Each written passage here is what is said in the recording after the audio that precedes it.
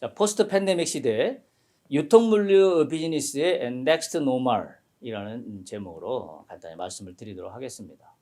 우리는 새로운 팬데믹 시대가 되면서 또 디지털 트랜스포메이션의 그와 같은 4차 산업혁명의 디지털 시대가 되면서 뉴 노멀이라는 말을 굉장히 많이 썼습니다.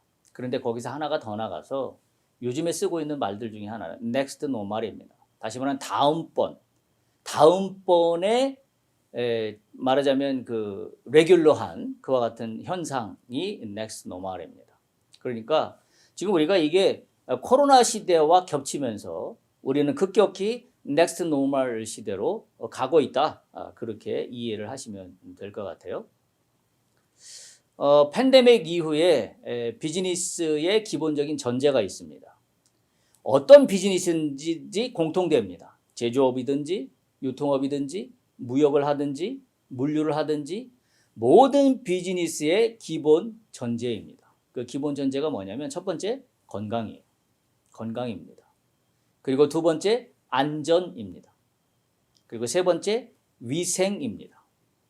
과거에는요, 이게 있어도 되고 없어도 되는, 물론 뭐 국제사회에서는 안전과 위생에 대한 조건에 대해서 통상적으로 소위 비관세 장벽이 있었고 했었습니다만은 이게 기업의 모든 비즈니스에 본격적으로 들어오게 된 것은 바로 팬데믹 영향입니다.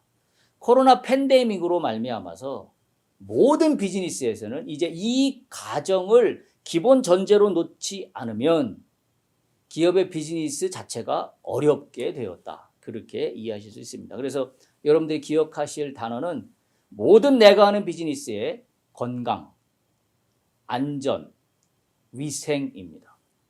자, 이와 같은 내용인데요. 첫 번째는 뭐가 연결사설에서 잘 갖춰져야 되냐면 유통물류 시스템입니다. 유통물류 시스템 자체가 건강과 안전과 위생을 담보해야 합니다. 그러니까 이 시스템은 뭘로 만들어지나요? 과거처럼 사람의 손으로만 하는 그와 같은 게 아니라 지금 디지털 트랜스포메이션, 다시 말하면 AI, 인공지능, 빅데이터, 사물인터넷, 블록체인 이와 같은 것들이 지금 시스템화가 되어야 합니다. 그래서 이 시스템화가 됨으로 말미암아 우리는 팬데믹 이후의 비즈니스의 건강과 안전과 위생이라는 이 목표점을 우리가 달성할 수 있게 됩니다. 건강과 안전과 위생이 바탕이 되는 디지털 트랜스포메이션이 적용되어야 된다는 의미입니다. 두 번째는 유통물류의 과정입니다. 이 과정에는 두 가지 사람이 다 존재합니다. 하나는 기업 입장의 사람이죠. 그리고 또 하나는 소비자입니다. 특별히 유통물류 과정에서 유통되는 이 과정에서 건강과 안전과 위생이 담보되어야 합니다. 요즘 소비자들은 궁금합니다. 지금 내가 유통의 과정을 거쳐서 내 식탁에 올라온 계란이 하나 있다고 가정을 합시다. 이 계란이 도대체 어떤 과정을 통하여 누가 만들었으며 어떠한 그 환경을 통하여 어떻게 내 식탁에 올라오게 됐는지 이 과정이 궁금한 거예요. 과정이 궁금합니다. 여러분 기억하시나요? 코로나가 처음 발생했을 때 마스크 품귀 대란이 일어났습니다. 근데 유독 마스크가 남아도는 마스크가 있었습니다.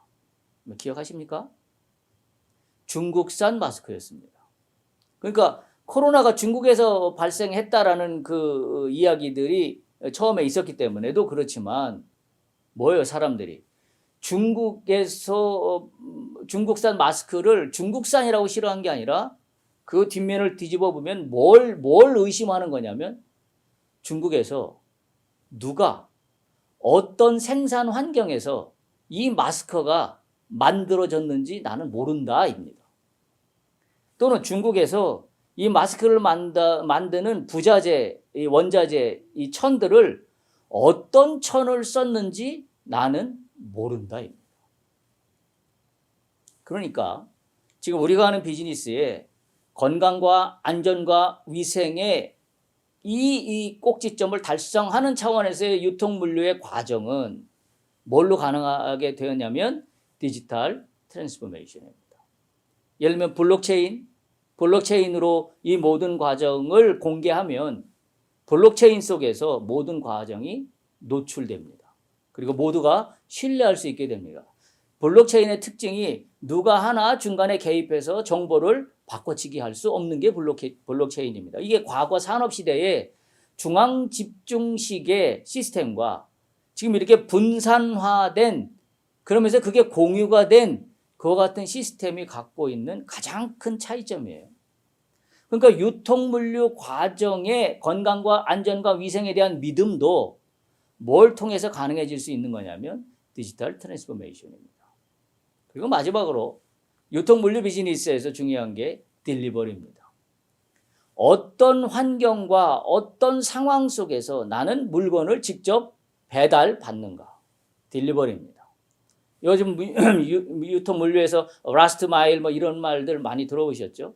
마찬가지로 라스트 마일이 최종 소비자까지 도달했다라는 의미만이 중요한 게 아니라 이제는 라스트 마일 과정 속에서도 소비자에게 도달하기까지 건강과 안전과 위생이라는 그 중요한 목표점을 훼손하지 않으며 어떻게 딜리버리가 완료되었는가 라는 것이 중요한 거죠. 자, 그러니까 유통물류의 시스템, 유통물류의 과정, 딜리버리의 모든 것들의 기본 베이스에는 소비자의 건강, 소비자의 안전, 소비자의 위생이라는 하나의 축과 그리고 기업과 그 종사하는 종업원들의 건강, 그들의 안전, 그들의 위생이 다 맞아떨어져서 이것이 투명하게 노출될 수 있을 때 소비자는 믿는다는 이야기예요. 소비자가 신뢰한다는 이야기입니다. 내가 구매하는 제품에 대해서 신뢰한다는 이야기입니다. 그러니까 지금 우리 유통물류 비즈니스에서 굉장히 큰 위기이자 기회입니다. 우리가 어떻게 물건들을 소비자한테 딜리버리 할 수 있을까라는 거에서 이 문제를 기본 가정으로 충분히 투자하고 또 이걸 베이스에 까는 비즈니스가 되지 않는다고 한다면 이 비즈니스가 생존하기 어렵다라는 것을 분명히 말씀드릴 수 있습니다. 미래의 그 지속되는 팬데믹 가능성에 대해서 이 유통물류 비즈니스가 새로운 니즈에 대비를 해야 되는데요. 그 첫 번째 니즈가 뭐냐면 사회적인 함의입니다. 말씀드린 대로 건강, 안전, 위생, 편의 이거에 대해서 강력하게 확보가 되어야 됩니다. 그것이 확보가 될 때 그리고 동시에 개인의 프라이버시가 보장될 때 그때 유통물류 비즈니스의 이 팬데믹 상황에서의 새로운 대비책, 준비책 그것이 만들어질 수 있다라는 거고요. 두 번째 어떤 지금 트렌드로 가고 있냐면 사회와 소비자가 명확해지고 있습니다. 분명해지고 있습니다. 그들이 요구하는 니즈가 정확해지고 있습니다. 다시 말하면 소비자 행동의 변화에 대한 정의가 명확히 일어나고 있습니다. 그러니까 어떤 소비자들은 대부분 내가 아무리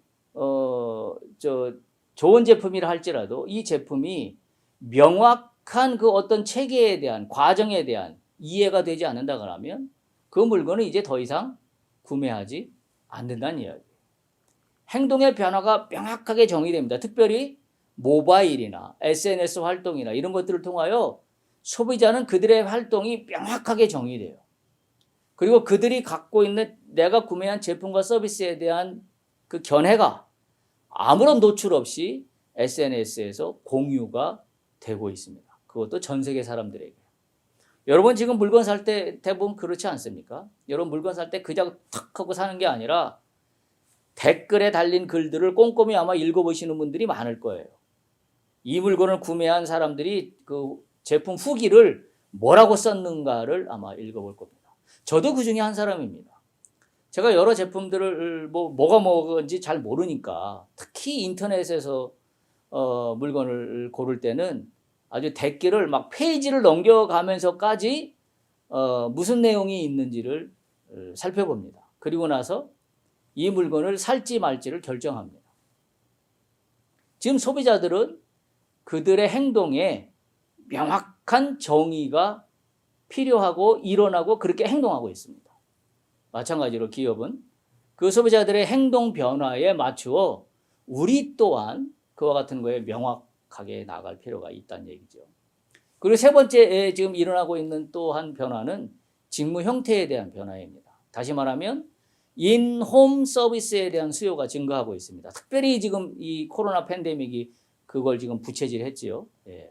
새로운 직무 형태가 전 세계적으로 우리 사회뿐만이 아니라 곳곳에서 일어나고 있습니다. 그러니까 이거에 따라서 뭐예요? 부동산도 영향을 미치고 모든 사회의 모든 관련된 생활 환경들이 다 영향을 미칩니다. 직무 형태가 인홈 서비스가 늘어났다는 얘기는 지금까지 해왔던 잡에 대한 기준이 바뀌는 걸 이야기해요. 그렇다고 그러면 유통물류 비즈니스도 거기에 적합하게 쫓아갈 필요가 있겠지요. 그 다음에 네 번째, 위기에 적용하는 서플라이 체인 매니지먼트입니다. 가치 사슬입니다. 공급망 가치 사슬이죠.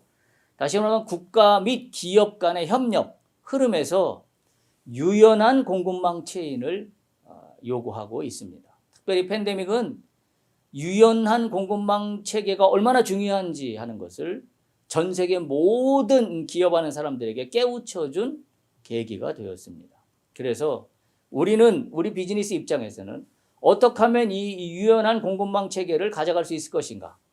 그러기 위해서는 우리가 어떤 하나에만 얽매여 있어서는 안 되고 네트워킹화 되어 있어야 합니다.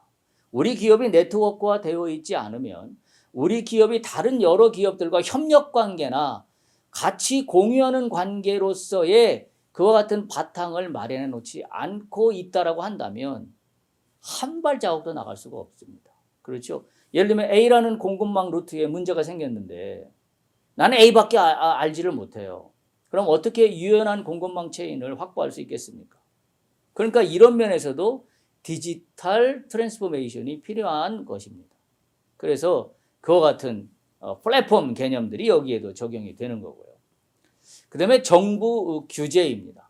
과거 시장 경제에서의 성격과 가장 다른 포인트 중에 하나가 바로 이 정부 규제 요인이 어느 때보다도 커졌다.